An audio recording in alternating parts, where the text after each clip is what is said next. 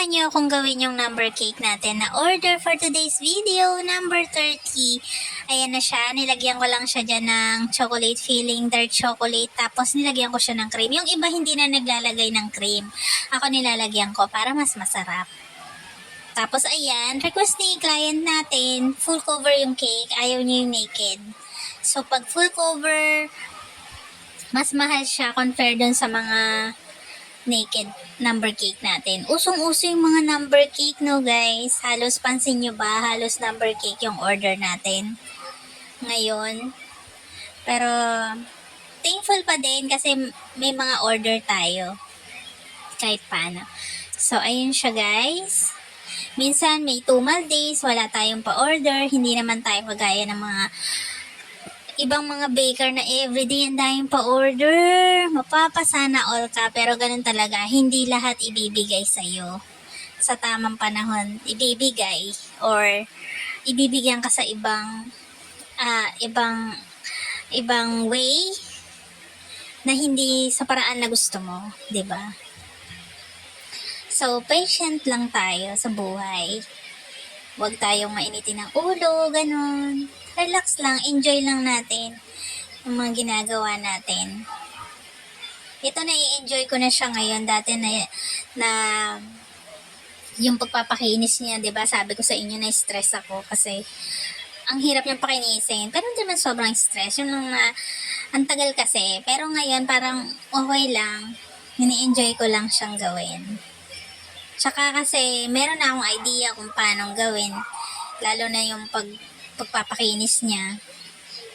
Although matagal talaga magpakinis ng mga number cake na ganito. Kasi ang dami niyang corner. Ang dami niyang liko-liko. Hindi kagaya ng circle. Paikutin mo lang yung turning table. Ayan, makinis na siya. Ito hindi eh. Kahit ganong paikot ang gawin mo sa turning table, madaming ikot ang mangyayari.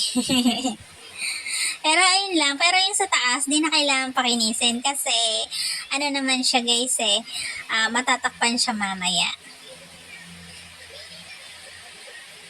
Tapos natin pakinisin yan, lalagay na lang natin yung ano niya, yung design niya on top. 2 colors lang naman, white at saka parang light brown, ganon. Tapos, request niya lang, lagyan ko ng happy birthday sa cake board. So, sobrang haba ng pangalan din. Pinagkasya na lang natin, guys. Siguro sa susunod, mas lalakihan ko yung cake board. Mas malaki kasing cake board, mas mahal din yon. Ganon kasi yan, guys, eh. Kaya yung mga, halimbawa sa cake nyo, pag malaki yung cake board, mas mahal kasi yon, guys.